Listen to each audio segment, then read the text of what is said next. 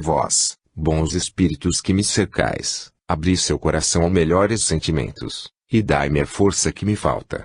Prometeis orar todos os dias por ela. Eu prometo. Está bem, de meu lado vou me ocupar convosco e dela, tende confiança. Oh! Obrigado. Alguma coisa me diz que isto vai logo acabar.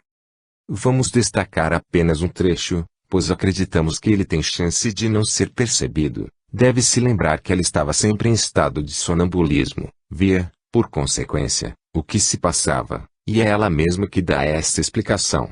Ora, se Julia estava em estado de sonambulismo e mesmo assim viu o que se passava, então, pode-se, facilmente, concluir que seu espírito se encontrava emancipado do corpo físico, situação que engendrou a condição favorável para que a desencarnada Fredegonde o assumisse por um tempo. Na sequência do relato, Allan Kardec registra as instruções dos espíritos Hahnemann e Erasto. O assunto do qual vos ocupais emocionou os próprios bons espíritos que querem, ao seu turno, virem ajuda a essa jovem com os seus conselhos. Ela apresenta um caso de obsessão, com efeito muito grave, e entre aqueles que tendes visto, e que vereis ainda, pode-se colocar este no número dos mais importantes, dos mais sérios, e sobretudo dos mais interessantes pelas particularidades instrutivas que já apresentou e que vos oferecerá de novo. Como já vos disse, esses casos de obsessão se renovarão frequentemente, e fornecerão dois assuntos distintos de utilidade, para vós primeiro, e para aqueles que o sofrerão em seguida. Para vós primeiro, naquilo que, do mesmo modo que vários eclesiásticos contribuíram poderosamente para difundir o espiritismo entre aqueles que lhe eram perfeitamente estranhos, do mesmo modo também esses obsidiados, cujo número se tornará bastante importante para que deles não se ocupe de maneira não superficial, mas grande e profunda, abrirão bastante as portas da ciência para que a filosofia espírita possa com eles nela penetrar, e ocupar, entre as pessoas de ciência e os médicos de todos os sistemas, o lugar ao qual tem direito. Para eles em seguida, naquilo que, no estado de espírito, antes de se encarnarem entre vós aceitaram essa luta que lhes proporciona a possessão que sofrem, tendo em vista o seu adiantamento, e essa luta, crede-o bem, faz cruelmente sofrer seu próprio espírito que, quando seu corpo, de algum modo, não é mais seu, tem perfeitamente consciência do que se passa. Segundo terão suportado essa prova, da qual podeis abreviar-lhes poderosamente a duração por vossas preces, terão progredido mais ou menos, porque, estejais disto certos, apesar dessa possessão, sempre momentânea, guardam uma suficiente consciência de si mesmos para discernir a causa e a natureza de sua obsessão. Para aquela que vos ocupa, um conselho é necessário. As magnetizações que lhe faz suportar o espírito encarnado do qual lhe falastes, são funestas sob todos os aspectos. Esse espírito é sistemático, e que sistema? Aquele que não relaciona todas as suas ações à maior glória de Deus, que tira a vaidade das faculdades que lhe foram concedidas, será sempre confundido, os presunçosos serão rebaixados, neste mundo, frequentemente, infalivelmente no outro. Tratai, pois, meu caro Kardec, que essas magnetizações cessem completamente, ou os inconvenientes mais graves resultarão de sua continuação, não só para a jovem, mas ainda para o imprudente que pensa ter sob suas ordens todos os espíritos das trevas e os comandar como Senhor. Vereis, digo, esses casos de possessão e de obsessão se desenvolverem durante um certo período de tempo, porque são úteis ao progresso da ciência e do espiritismo. Será por aí que os médicos e os sábios abrirão, enfim, os olhos e aprenderão que há enfermidades cujas causas não estão na matéria, e que não devem ser tratadas pela matéria. Esses casos de possessão, igualmente, vão abrir ao magnetismo horizontes totalmente novos e levá-lo a dar grande passo adiante pelo estudo, até o presente tão imperfeito, dos fluidos, com a ajuda desses novos conhecimentos, e pela sua aliança íntima com o espiritismo. Obterá as maiores coisas. Infelizmente, no magnetismo, como na medicina, haverá por muito tempo ainda homens que crerão não terem mais nada a aprender. Essas obsessões frequentes terão também um lado muito bom, naquilo que sendo penetrada pela prece e pela força moral, pode-se fazê-la cessar e adquirir o direito de expulsar os maus espíritos. Cada um procurará, pela melhoria de sua conduta, adquirir esse direito que o Espírito de verdade, que dirige este globo, conferirá quando for merecido. Tende fé e confiança em Deus, que não permite que se sofra inutilmente sem motivo. Hahnemann, Médium, Sr. Albert. Ser em breve. Será muito fácil curar essa infeliz possessa. Os meios para isso estão implicitamente contidos nas reflexões que foram emitidas há pouco por Allan Kardec. É preciso não só uma ação material e moral, mas ainda uma ação puramente espiritual. Ao espírito encarnado que se encontra, como Julie, em estado de possessão, é preciso um magnetizador experimentado e perfeitamente convencido da verdade espírita. É preciso que seja, além disso, de uma moralidade irrepreensível e sem presunção. Mas, para agir sobre o espírito obsessor, é necessário a ação não menos enérgica de um bom espírito desencarnado. Assim, pois, dupla ação terrestre, ação extraterrena, encarnado sobre encarnado, desencarnado sobre desencarnado, eis a lei.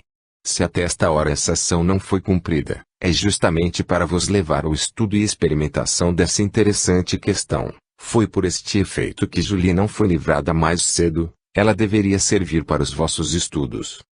Isso nos demonstra o que tereis a fazer doravante nos casos de possessão manifesta. É indispensável chamar em vossa ajuda o concurso de um espírito elevado, gozando, ao mesmo tempo, de um poder moral e fluídico, como, por exemplo, o excelente cura Darço, e sabeis que podeis contar com a assistência desse digno e santo Vianney. Além disso, nosso concurso é dado a todos aqueles que nos chamarem em sua ajuda, com pureza do coração e fé verdadeira.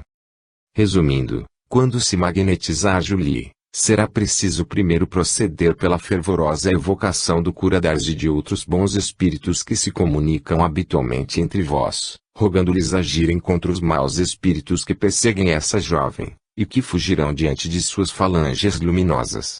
Não é preciso esquecer, não mais, que a prece coletiva tem um poder muito grande, quando é feita por um certo número de pessoas agindo de acordo, com fé vive um desejo ardente de aliviar. Erasto, Médium, Sr. Dumbel. Portanto, os dois nobres espíritos, Hahnemann e Erasto, confirmam a realidade da possessão. Registramos também a conclusão de Allan Kardec sobre essas mensagens sobre o caso. Estas instruções foram seguidas, vários membros da sociedade se entenderam para agir pela prece em condições desejadas. Um ponto essencial era levar o espírito obsessor a se emendar, o que deveria, necessariamente, facilitar a cura. Foi o que se fez evocando e dando-lhe conselhos, prometeu não mais atormentar a senhorita Julie, e teve palavra. Um de nossos colegas foi especialmente encarregado, por seu guia espiritual, de sua educação moral, e ocorreu de nisso ser satisfeito.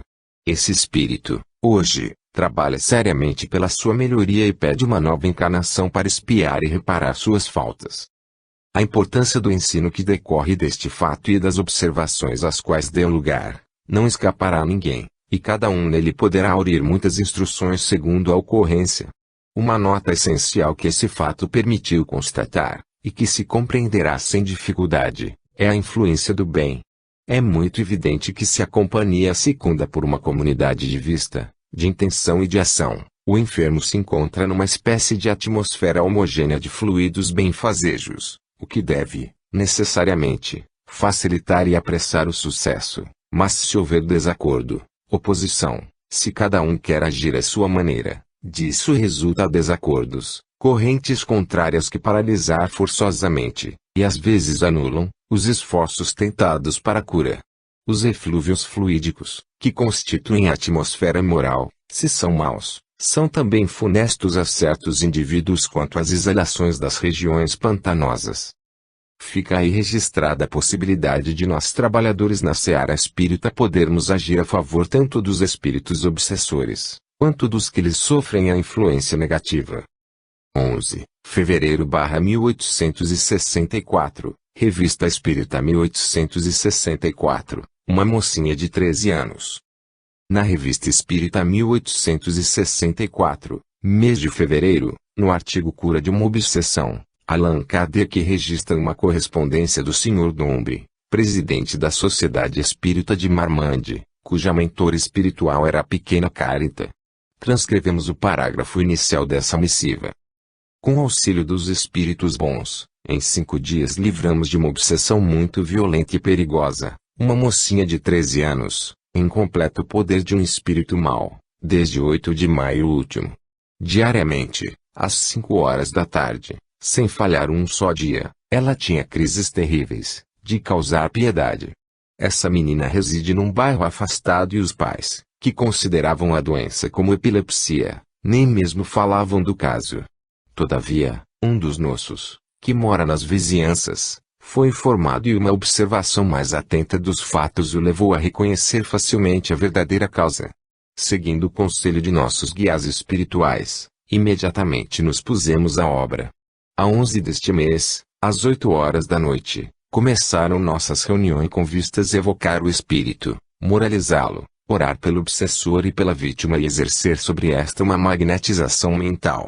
As reuniões ocorriam todas as noites e na sexta-feira, 15, a menina sofreu a última crise. Não lhe resta mais senão a fraqueza da convalescença, consequência de tão longas e tão violentas convulsões, e que se manifesta pela tristeza, pela languidez e pelas lágrimas, como nos havia sido anunciado. Éramos informados diariamente, pelas comunicações dos espíritos bons, das diversas fases da moléstia.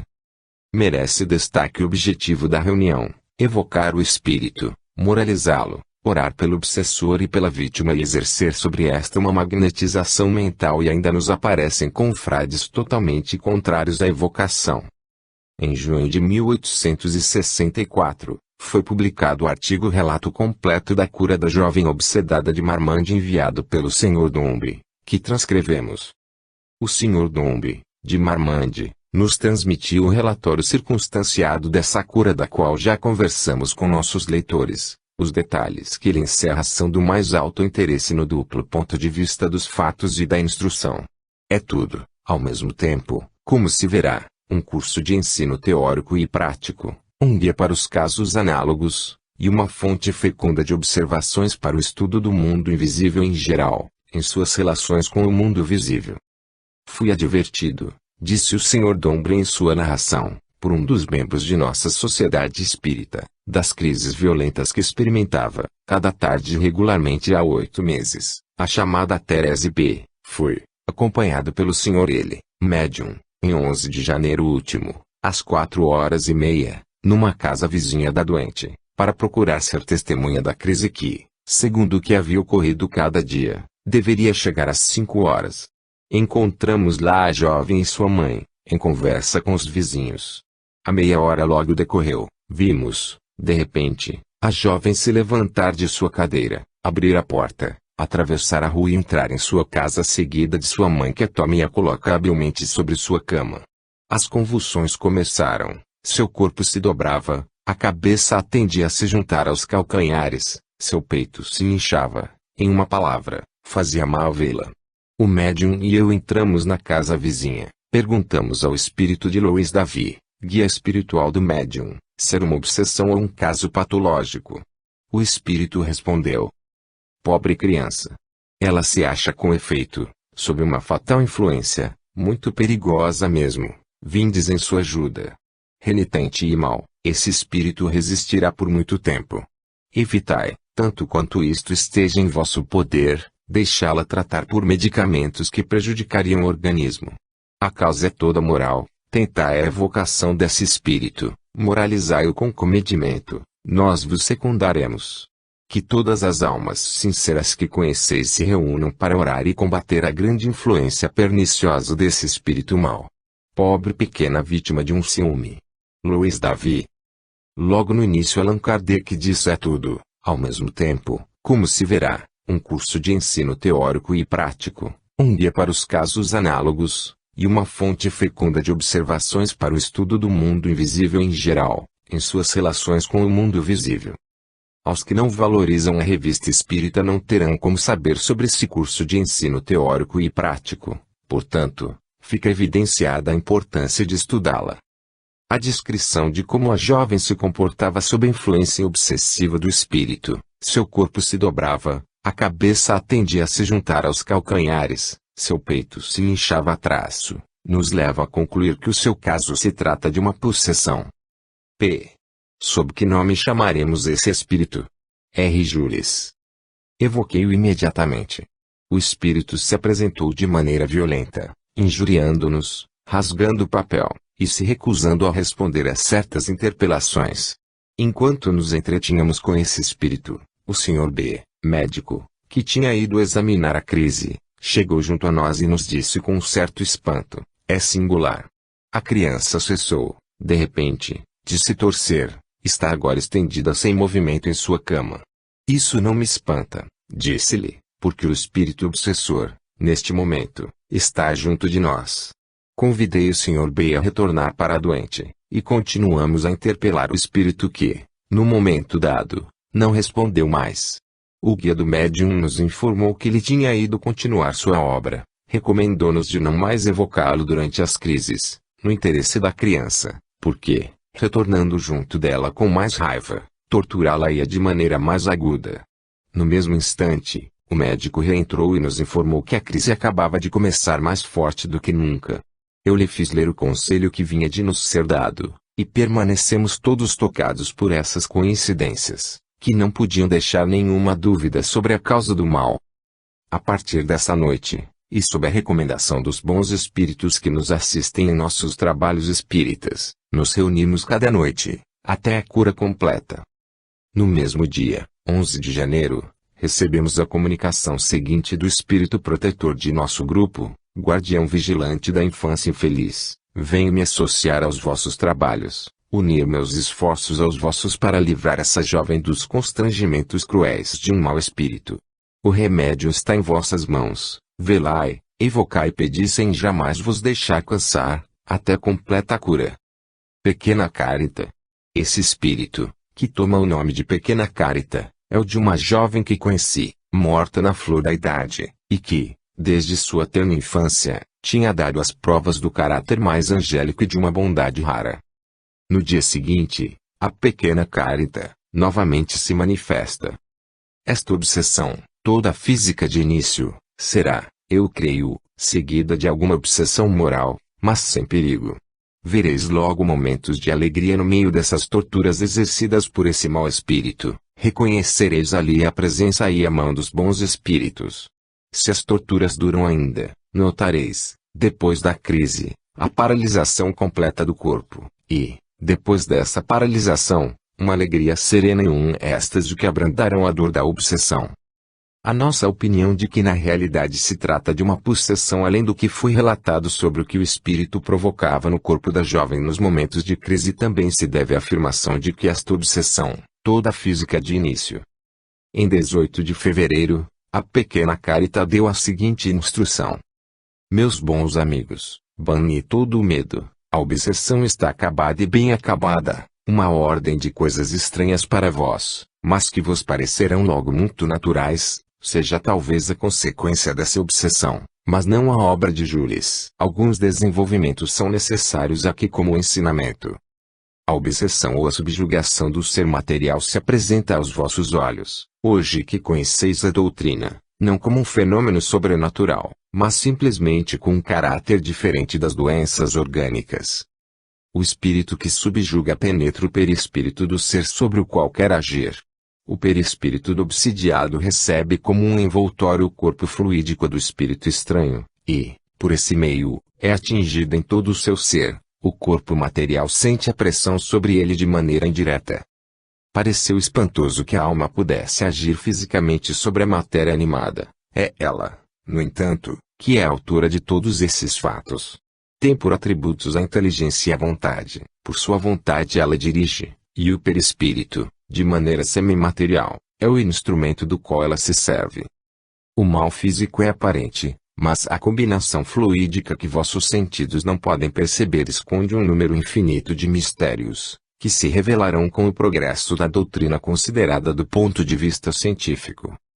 Quando o espírito abandona sua vítima, sua vontade não age mais sobre o corpo, mas a marca que recebeu o perispírito pelo fluido estranho do qual foi carregado, não se apaga de repente, e continua ainda algum tempo a influir sobre o organismo. No caso de vossa jovem doente, tristezas, lágrimas, apatia, insônias, perturbações vagas. Tais são os efeitos que poderão produzir em seguida essa libertação. Mas tranquilizai-vos, tranquilizai a criança e sua família, porque essas consequências serão para ela sem perigo. Meu dever me chama de maneira especial a conduzir a bom fim o trabalho que comecei convosco. É preciso agora agir sobre o próprio espírito da criança, por uma doce e salutar influência moralizadora. Quanto a vós, meus amigos, continuai a pedir e observar atentamente todos esses fenômenos. Estudai sem cessar, o campo está aberto, é vasto. Fazei conhecer e compreender todas estas coisas, e as ideias espíritas se introduzirão pouco a pouco no espírito de vossos irmãos, que o aparecimento da doutrina encontrou incrédulos ou indiferentes. Pequena Carita. O seguinte trecho: o espírito que subjuga penetra o perispírito do ser sobre o qual quer agir. O perispírito do obsidiado recebe como um envoltório o corpo fluídico do espírito estranho, e, por esse meio, é atingido em todo o seu ser. O corpo material sente a pressão sobre ele de maneira indireta. Trata de um ponto sobre o qual não concordamos em razão do que tudo isso que pesquisamos, pois não há uma espécie de sobreposição do perispírito do espírito sobre o da vítima, vamos assim dizer, mas, sim, afastamento do perispírito do obsidiado. Fato esse que possibilita ao obsessor assenhorear-se do corpo dele. Assenhorear-se aqui é bem no sentido de entrar no corpo do obsidiado, por um período de tempo, porquanto essa posse é temporária. Um pouco mais à frente citaremos um trecho de A Gênese, capítulo 14, os fluidos, item 47, que comprovará isso que estamos dizendo. Na Revista Espírita 1864, mês de agosto, Allan Kardec publicou o artigo Novos Detalhes sobre os Possessos de Morzine, cujo parágrafo final tem o seguinte teor. Para todos os casos de obsessão, de possessão e de manifestações desagradáveis quaisquer, chamamos a atenção sobre o que está dito a esse respeito em O Livro dos Médiuns, capítulo da obsessão, sobre os artigos da revista relativos a Morzine lembrados acima, sobre nossos artigos no mês de fevereiro, março e junho de 1864, relativos à jovem obsedada de Marmande, enfim, sobre os números 325 a 335 de A Imitação do Evangelho. Encontrar-se-ão ali as instruções necessárias para se guiar nas circunstâncias análogas. Observamos que aqui o codificador cita esse caso da jovem de Marmande como um exemplo de possessão. A partir de dezembro de 1863, com o caso Senhorita Julie, Allan Kardec passou a aceitar a realidade da posse física. Portanto, o termo possessão, aqui empregado, deve ter visto sob essa nova ótica. 12. Abril/1864, o Evangelho segundo o Espiritismo. Em O Evangelho segundo o Espiritismo, publicado em 15 de abril de 1864, no capítulo X, Bem-aventurados os que são misericordiosos, Allan Kardec estuda o tema reconciliação com os adversários, sobre o qual fez o seguinte comentário. 6. Na prática do perdão, como, em geral, na do bem, não há somente um efeito moral, há também um efeito material. A morte, como sabemos, não nos livra dos nossos inimigos. Os espíritos vingativos perseguem, muitas vezes, com seu ódio, no além-túmulo, aqueles contra os quais guardam rancor, donde decorre a falsidade do provérbio que diz, morto animal, morto veneno, quando aplicado ao homem. O espírito mau espera que o outro, a quem ele quer mal, esteja preso ao seu corpo e, assim, menos livre, para mais facilmente o atormentar, ferir nos seus interesses, ou nas suas mais caras afeições. Nesse fato reside a causa da maioria dos casos de obsessão, sobretudo dos que apresentam certa gravidade, quais os de subjugação e possessão. O obsidiado e o possesso são, pois, quase sempre vítimas de uma vingança, cujo motivo se encontra em existência anterior, e a qual o que a sofre deu lugar pelo seu proceder.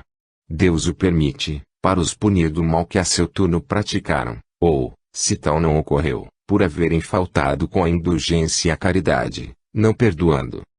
Demorou algum tempo para que nós pudéssemos perceber que os termos possessão e possesso, aqui usados por Allan Kardec, já refletiam a sua nova concepção sobre o fenômeno, fruto de suas considerações na Revista Espírita 1863. No capítulo 28, Coletânea de Preces Espíritas, item 81, também encontramos, novamente, Allan Kardec referindo seus termos subjugação e possessão, com significados diferentes e não mais como sinônimos. Do mesmo modo que as doenças resultam das imperfeições físicas, que tornam o corpo acessível às influências perniciosas exteriores, a obsessão é sempre o resultado de uma imperfeição moral, que dá acesso a um espírito mau. A causas físicas se opõem forças físicas, a uma causa moral, tem-se de opor uma força moral. Para preservá-lo das enfermidades, fortifica-se o corpo, para isentá-lo da obsessão, é preciso fortificar a alma, pelo que necessário se torna que o obsidiado trabalhe pela sua própria melhoria, o que as mais das vezes basta para o livrar do obsessor, sem recorrer a terceiros. O auxílio destes se faz indispensável, quando a obsessão degenera em subjugação e em possessão, porque aí não raro o paciente perde a vontade e o livre-arbítrio. Em resumo, vimos que, em O Livro dos Espíritos, o codificador afirmou não há possesso segundo a ideia ligada a essa palavra, manteve-se coerente quando voltou ao assunto em O Livro dos Médiuns, no qual, inclusive, nem cita a possessão como um dos tipos de obsessão. Portanto, se aqui, em O Evangelho segundo o Espiritismo, ele já usa o termo possessão e o coloca como podendo ser um dos casos de obsessão, certamente, é porque refletia mesmo sua nova visão do problema. Ademais, pelo fato de usar separadamente os termos obsidiado e possesso, deixa bem claro que nem toda possessão é uma obsessão, fato que ficará evidente ao discorrer sobre o tema em A Gênese, conforme veremos a seguir. 13. Abril/1864, Revista Espírita 1864.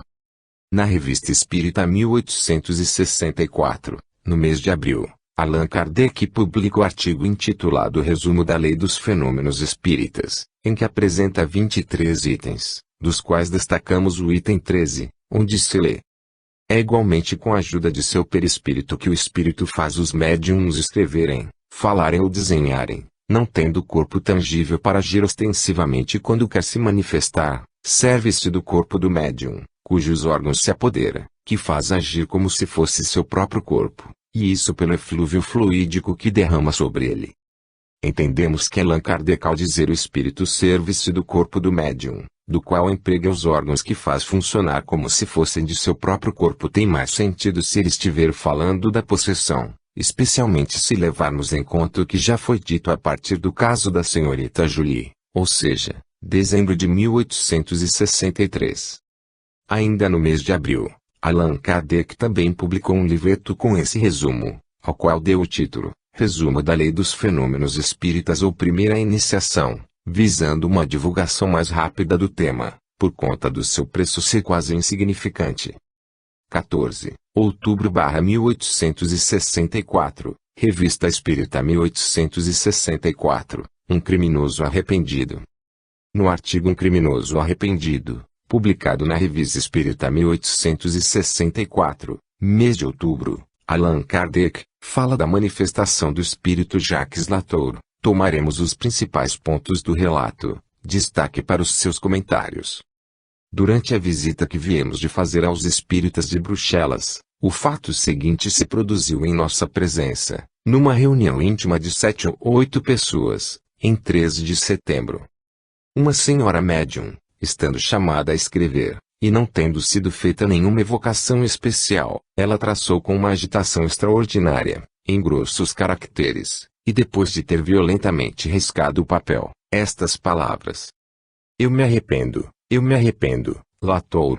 Surpresos com essa comunicação inesperada, que nada havia provocado, porque ninguém pensava nesse infeliz do qual a maioria dos assistentes ignorava mesmo a morte, dirige-se ao espírito algumas palavras de comiseração e de encorajamento, depois se lhe faz esta pergunta: que motivo pôde vos convidar a vir entre nós, antes que em outra parte, uma vez que não vos chamamos?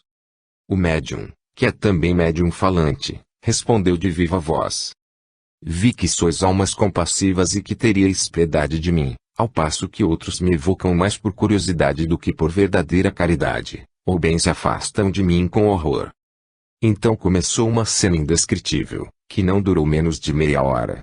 O médium, Juntando a palavra os gestos e a expressão da fisionomia, é evidente que o espírito se identificou com sua pessoa. Às vezes, seus acentos de desespero são tão dilacerantes, pintam suas angústias e seus sofrimentos com um tom tão doloroso, suas súplicas são tão veementes, que todos os assistentes com ele ficam profundamente emocionados. Alguns mesmo estavam temerosos da superexcitação do médium, mas pensávamos que um espírito que se arrepende e que implora piedade não oferecia nenhum perigo.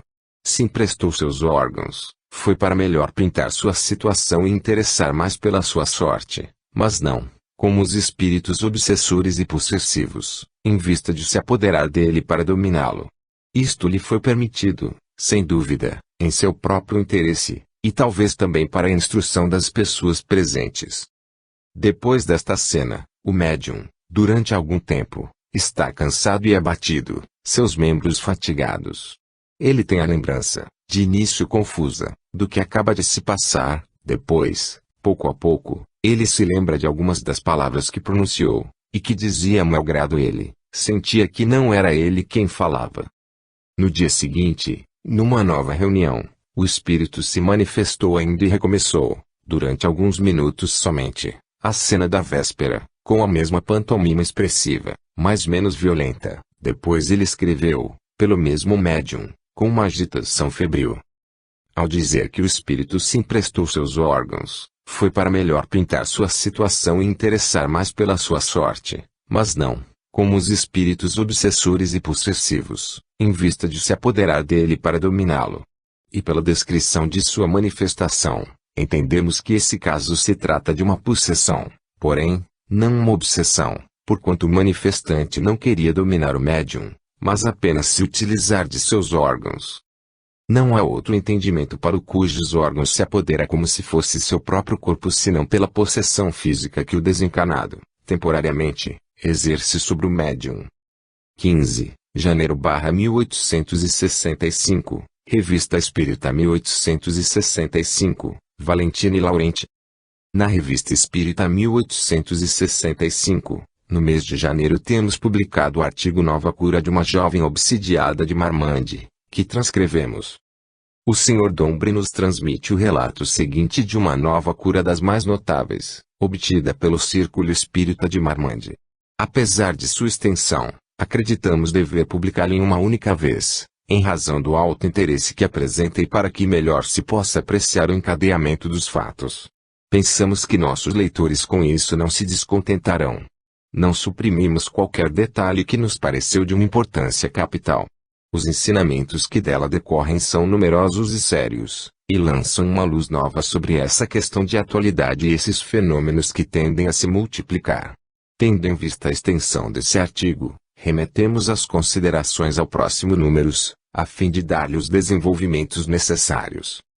Sr. Allan Kardec, é com uma força nova e uma confiança em Deus corroborada pelos fatos, que me entusiasmam sem me espantarem, que venho vos fazer o relato de uma cura de obsessão, notável sob vários aspectos. Oh! Muito cego quem não vê aí o dedo de Deus. Todos os princípios da sublime doutrina do Espiritismo ali se acham confirmados, a individualidade da alma, a intervenção dos espíritos no mundo corpóreo, a expiação, o castigo e a reencarnação são demonstrados de maneira chocante nos fatos com os quais vou vos entreter. Lamento, assim como já vos exprimi, estar obrigado a falar de mim, do papel que me aconteceu nesta circunstância, como instrumento do que Deus se dignou servir-se para ferir os homens. Deveria passar sob silêncio os fatos que têm relação comigo. Não o pensei. Estás encarregado de controlar, estudar, analisar os fatos e derramar à luz, os menores detalhes, pois, devem ser levados ao vosso conhecimento. Deus, que lê no fundo dos corações, sabe que uma vã satisfação de amor próprio não foi o meu móvel. Não ignoro, aliás, que aquele que, por privilégio é chamado a fazer algum bem, é logo reduzido à impotência, se desconhece um instante a intervenção divina, feliz mesmo se não for castigado. Chego ao relato dos fatos.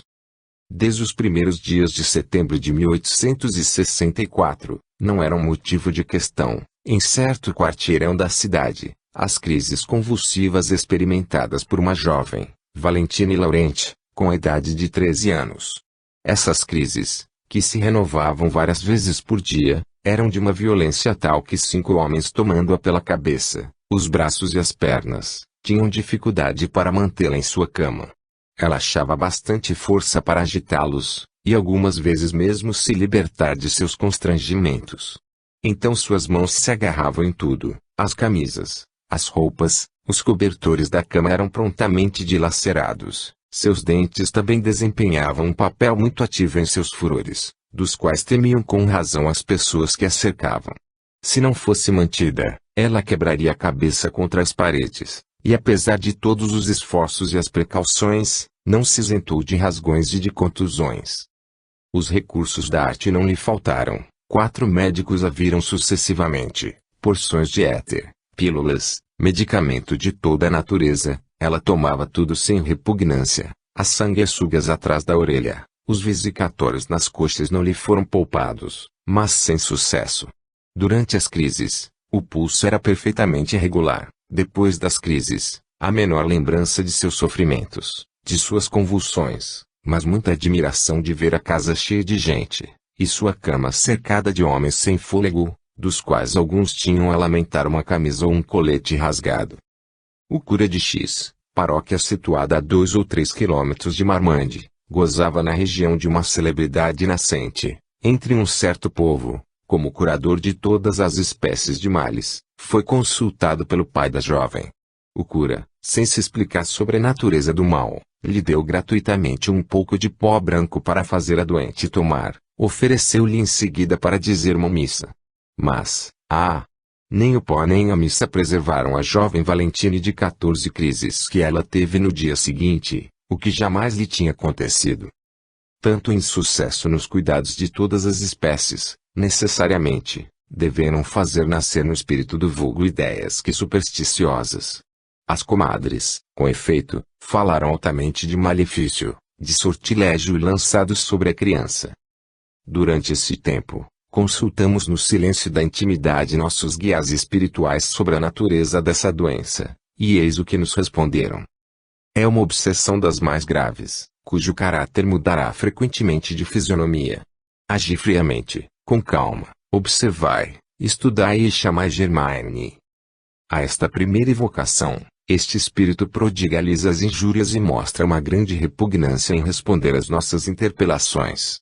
Nenhum de nós havia ainda entrado na casa da doente, e antes de intervir queríamos deixar a família esgotar todos os meios dos quais pudesse se inspirar em sua solicitude.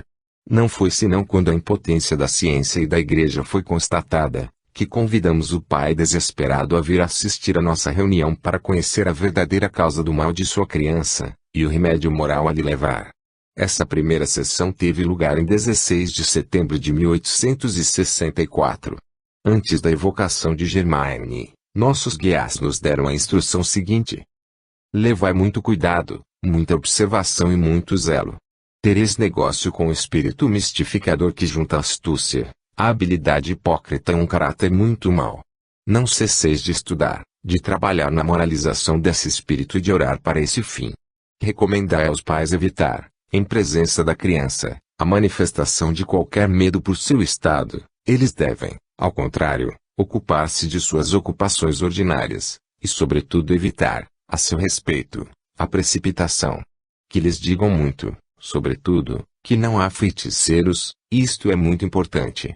O cérebro jovem e flexível recebe as impressões com muita facilidade, e, com isso, seu moral poderia sofrer. Que não se a deixe conversar com as pessoas suscetíveis de lhe contar histórias absurdas, que dão às crianças ideias falsas e, frequentemente, perniciosas. Que os próprios pais se tranquilizem, a prece sincera é o único remédio que deve livrar a criança. Nós vos dissemos, espíritas, o espírito de Germaine tem habilidade, ele arranjará sempre crenças ridículas, ruídos que circulam ao redor da jovem, procurará vos enganar. Tirai partido deste caso, a obsessão se apresentará sob fases novas. Tende-vos por advertidos, pensai que deveis trabalhar com perseverança, e seguir com inteligência os menores detalhes que vos colocarão sobre as marcas das manobras do espírito. Não vos confieis na calma. Se as crises são os efeitos mais evidentes nas obsessões, são consequências de outro modo bem perigosas. Desconfiai-vos do idiotismo e da infantilidade de um obsidiado que, como neste caso, não sofre fisicamente. As obsessões são tanto mais perigosas quanto elas sejam mais ocultas, frequentemente são puramente morais. Tal desarrazoa, tal outro perde a lembrança do que disse, do que fez. No entanto, não é preciso julgar muito precipitadamente e tudo atribuir à obsessão. Eu repito, estudai, discerni, trabalhai seriamente, não espereis tudo de nós, nós vos ajudaremos, uma vez que trabalhamos juntos, mas não repouseis crendo que tudo vos será dispensado. O espírito Germaine foi evocado e respondeu a várias perguntas que não transcreveremos porque elas não acrescentam nada à nossa pesquisa. No dia seguinte, 17 de setembro, fui pela primeira vez àquela família, com o desejo de ser testemunha de um ataque do espírito. Fui servido a gosto. Valentina estava em crise. Entrei com as pessoas do quarteirão, que se precipitaram na casa.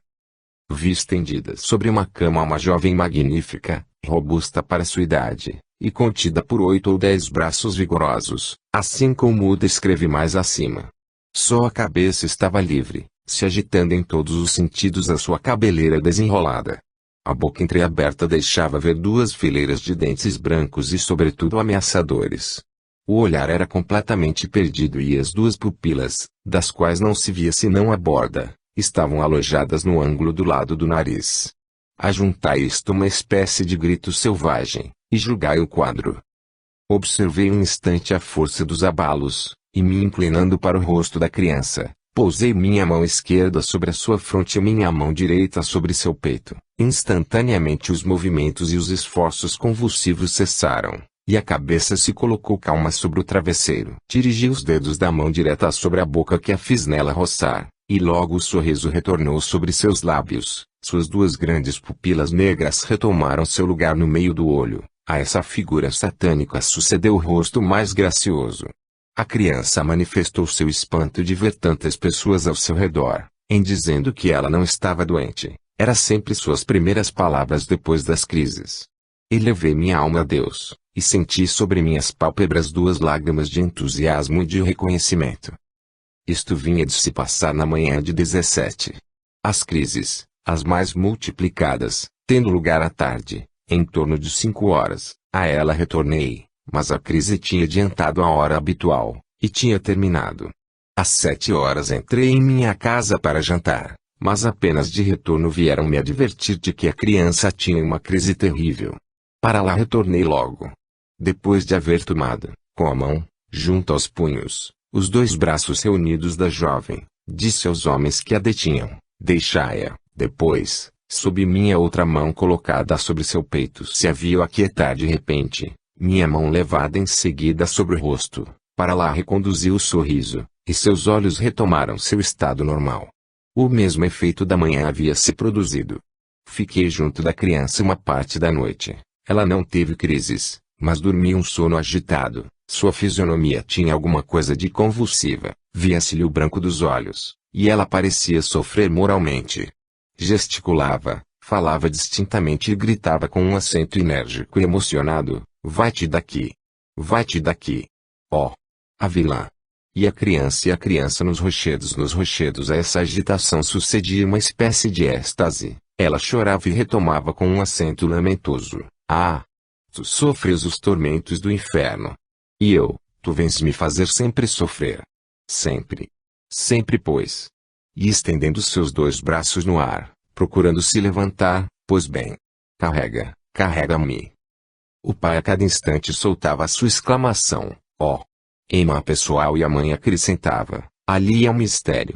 A partir de 1 hora da noite, ela dormiu mansamente até o dia. Essas agitações, essas reprovações, esses êxtases, esses choros, se renovavam cada dia depois dos ataques violentos do espírito, e duraram muito antes nas noites de 18, 19 e 20 de setembro. Cada dia eu ia junto da enferma e me instalava, por assim dizer, na casa. Durante a minha presença, nada se manifestava, mas apenas partia, uma nova crise se produzia. Eu voltava e a calma também logo como se viu. Isto durou vários dias.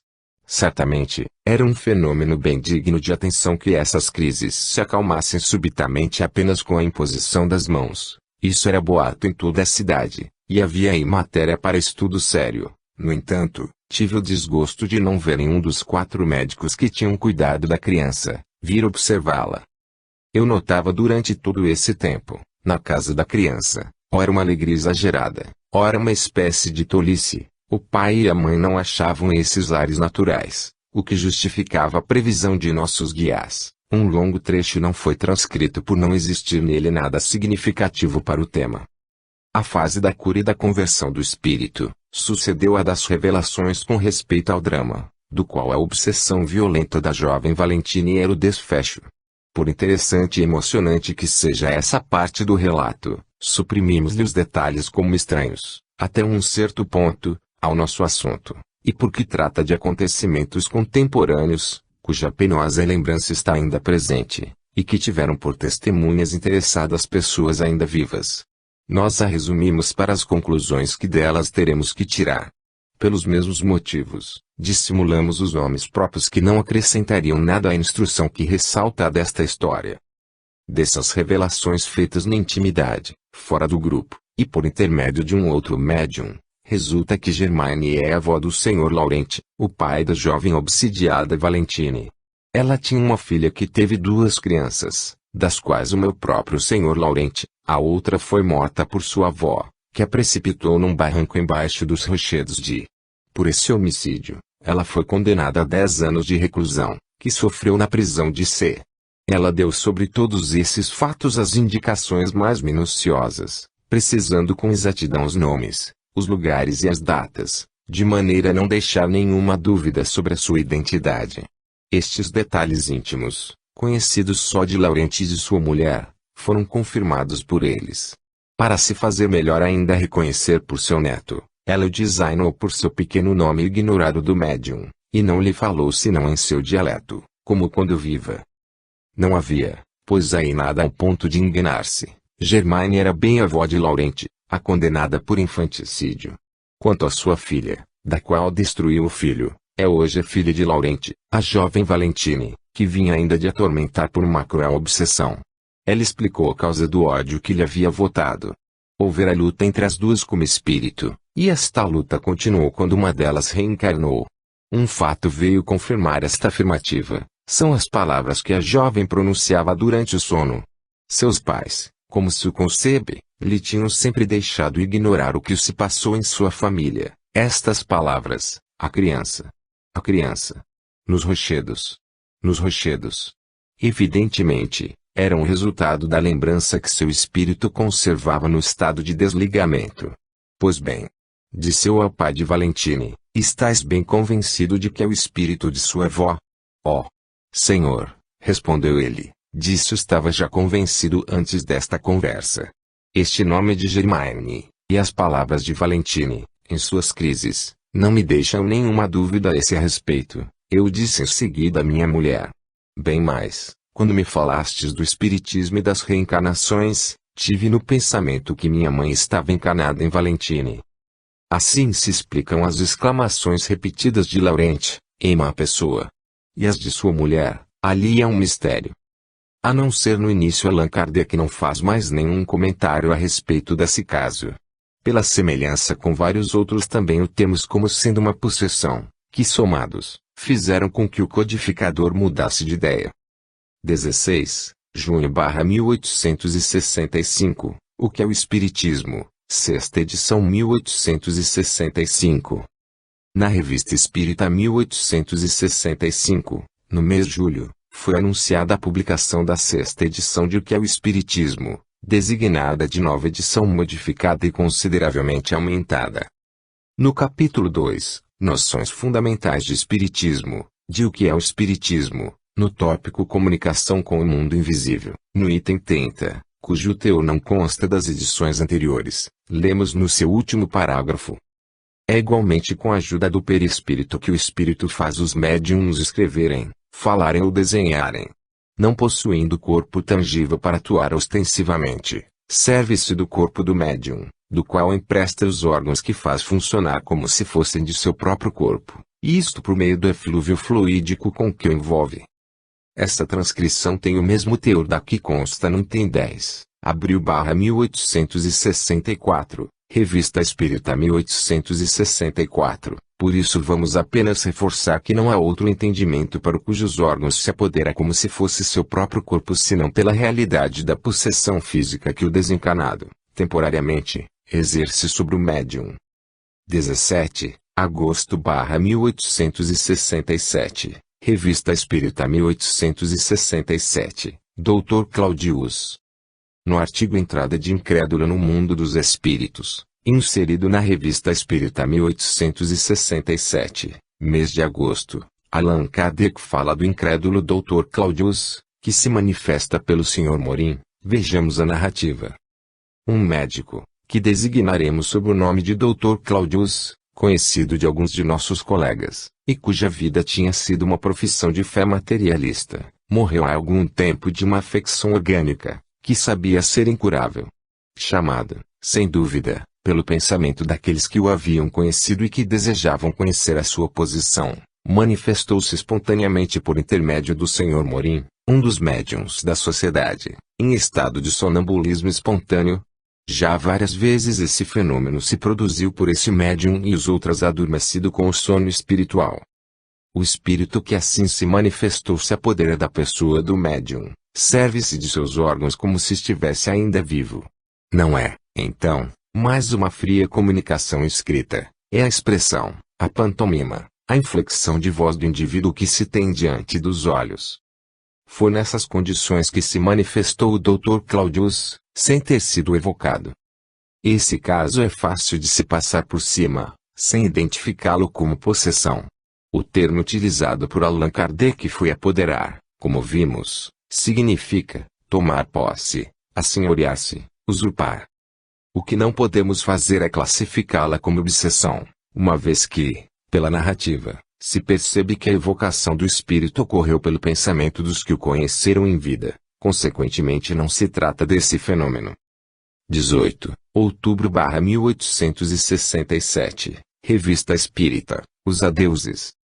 Vejamos esta nota que Allan Kardec coloca logo no início do artigo Os Adeuses, publicado na Revista Espírita 1867, mês de outubro.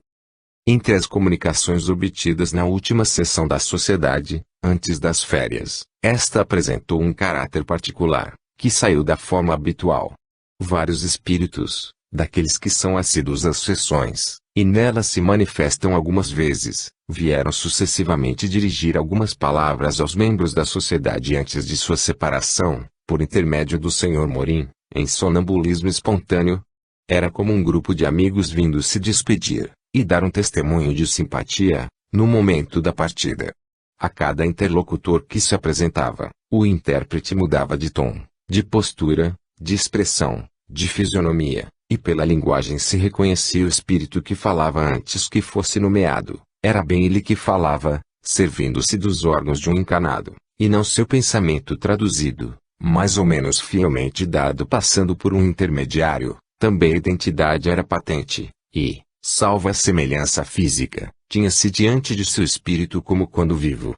Depois de cada locução, o médium permanecia alguns minutos absorvido. Era o tempo da substituição de um espírito por um outro. Depois, retornando pouco a pouco a si, retomava a palavra num outro tom. Pela descrição não temos dúvida alguma de tratar-se de uma possessão, ou, no linguajar popular, uma incorporação. 19, janeiro/1868, a Gênese. Em A Gênese, no capítulo 13, Características dos Milagres, tópico Espiritismo não faz milagres, lemos. 5.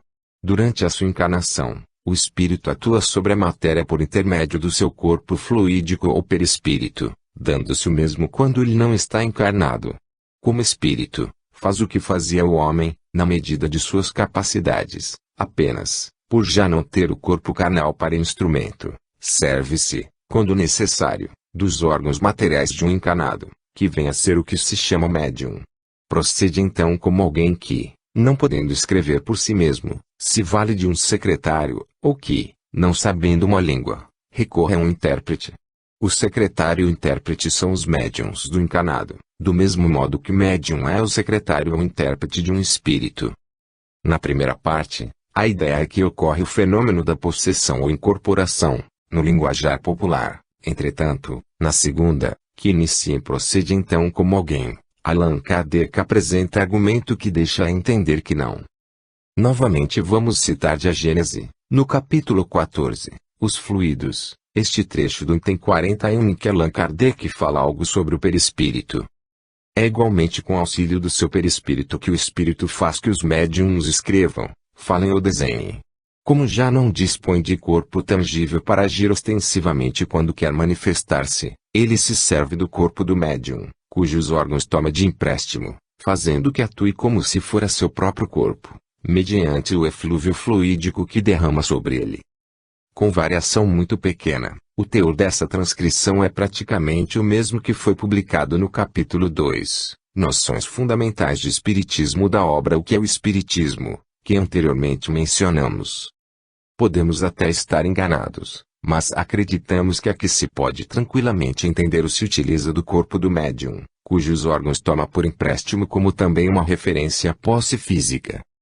Em A Gênese, nesse capítulo, um pouco mais à frente, no tópico Obsessões e Possessões, itens 45 a 49, Allan Kardec volta a essa questão da possessão dizendo: 46.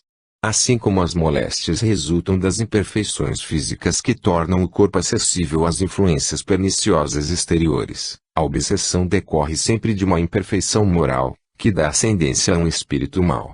A uma causa física opõe-se uma força física, a uma causa moral é preciso que se contraponha uma força moral. Para preservar o corpo das enfermidades, é preciso fortificá-lo. Para garantir a alma contra a obsessão, tem-se que fortalecê-la. Daí, para o obsidiado, a necessidade de trabalhar pela sua própria melhoria, o que na maioria das vezes é suficiente para livrá-lo do obsessor, sem o socorro de pessoas estranhas. Este socorro se torna necessário quando a obsessão degenera em subjugação e em possessão, porque neste caso o paciente não raro perde a vontade e o livre-arbítrio. Quase sempre a obsessão exprime vingança tomada por um espírito e sua origem frequentemente se encontra nas relações que o obsidiado manteve com o obsessor, em precedente existência. Nos casos de obsessão grave, o obsidiado fica como que envolto e impregnado de um fluido pernicioso, que neutraliza a ação dos fluidos salutares e os repele. É daquele fluido que é preciso desembaraçá-lo. Ora, um fluido mau não pode ser eliminado por outro igualmente mau. Por meio de ação idêntica do médium curador, nos casos de enfermidade, há que se expulsar o fluido mau com auxílio de um fluido melhor. Nem sempre, porém, basta esta ação mecânica, cumpre, sobretudo, atuar sobre o ser inteligente, ao qual é preciso que se tenha o direito de falar com a autoridade, que, entretanto, não a possui quem não tenha superioridade moral. Quanto maior esta for, tanto maior também será aquela. Mas ainda não é tudo. Para assegurar a libertação, é preciso que o espírito perverso seja levado a renunciar aos seus maus desígnios, que nele desponte o arrependimento, assim como o desejo do bem, por meio de instruções habilmente ministradas, em evocações particularmente feitas com vistas à sua educação moral. Pode-se então ter a grata satisfação de libertar um encarnado e de converter um espírito imperfeito. A tarefa se torna mais fácil quando o obsidiado, compreendendo a sua situação, concorre para ela com a vontade e a prece. Já não se dá o mesmo quando, seduzido pelo espírito que o domina, se ilude com relação às qualidades deste último e se compraz no erro a que é conduzido, porque, então, longe de secundar, o obsidiado repele toda assistência. É o caso da fascinação, sempre infinitamente mais rebelde do que a mais violenta subjugação.